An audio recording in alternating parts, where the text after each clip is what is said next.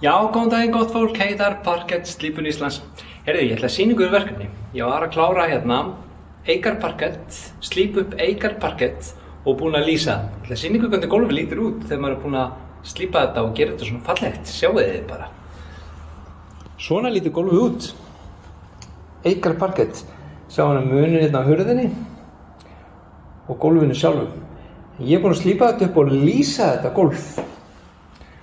Og ég get alveg sagt ykkur þegar þið sjáu hvað þetta er allt annað, þetta er rosalega fallegt.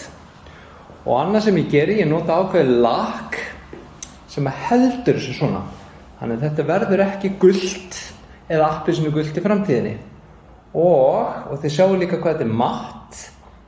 Þetta lakk er pure matt, þannig að það er sérst á minna af hári og lói og þess að þar. Miklu einfaldar að viðhalda þessu gólfi og þrífa þetta og þess að þar. Þannig að þið sjáu hvað hægt er að gera með parkettslípinu, hvað þetta er orðið miklu fallegra. Allt annað að sjá þetta gólf, allt annað, það var appelsínu gult.